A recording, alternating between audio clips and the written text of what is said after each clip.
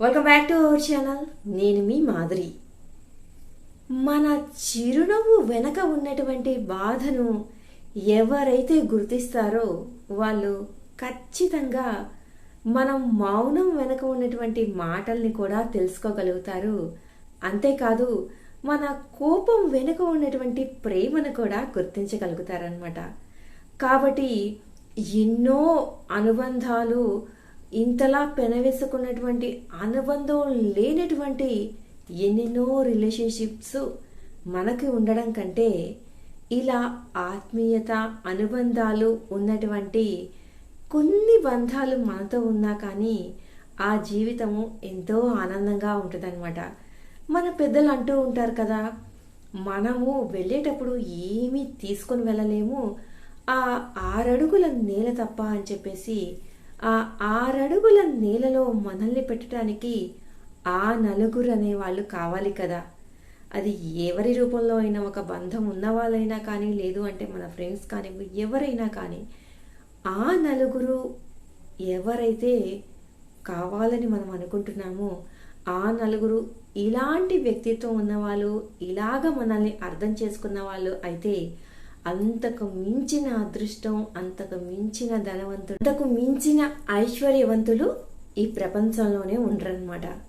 కాబట్టి ఎంత ఆస్తిపాస్తులున్నా, ఎంతమంది బంధువులున్నా, ఎంతమంది ఏదో ఉన్నామంటే ఉన్నాం అన్నట్టుగా ఉండేవాళ్ళు మన లైఫ్లో ఉన్నా కానీ నిజమైన బంధాన్ని, నిజమైన అనుబంధాన్ని, నిజమైన ఆత్మీయతని పంచే నలుగురు మాత్రం మన జీవితానికి కావాలన్నమాట.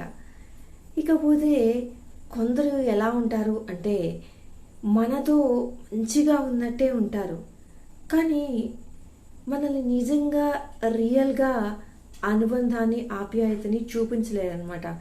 ఎవరైతే మన ఆత్మీయత కలిగి ఉంటారో వాళ్ళు ఎంత బాగా మనల్ని అర్థం చేసుకుంటారో వీళ్ళు మాత్రం అలా అర్థం చేసుకోలేరన్నమాట.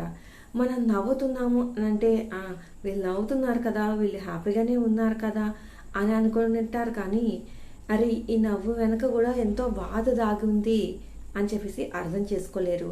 మనం మౌనంగా ఉన్నామంటే ఏదో బిజీగా ఉండుంటారు లైఫ్లో, అందుకే కొన్ని రోజులు అట్లా మౌనంగా పలకరించకుండా ఉన్నారు అని అనుకుంటారే తప్ప ఆ మౌనం వెనుక ఉన్నటువంటి బాధని కానీ, మాటల్ని కానీ వాళ్ళు అర్థం చేసుకోలేరనమాట.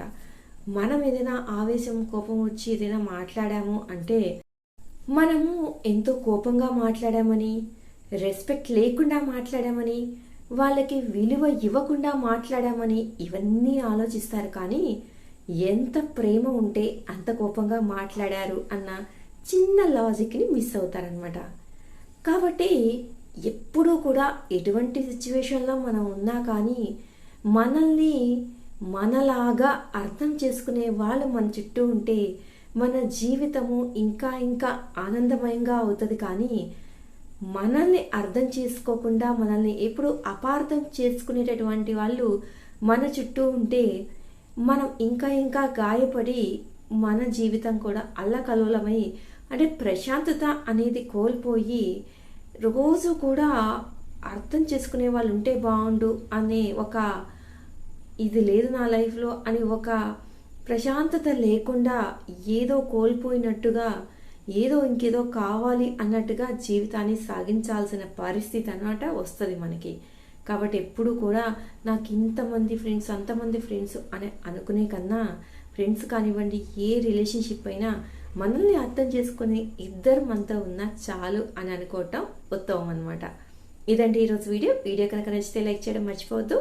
మరి ఇలాంటి వీడియోస్ కోసం ఛానల్ సబ్స్క్రైబ్ చేసుకుని పక్కనే ఉన్న బెల్ ఐకాన్ని కూడా ప్రెస్ చేసేయండి.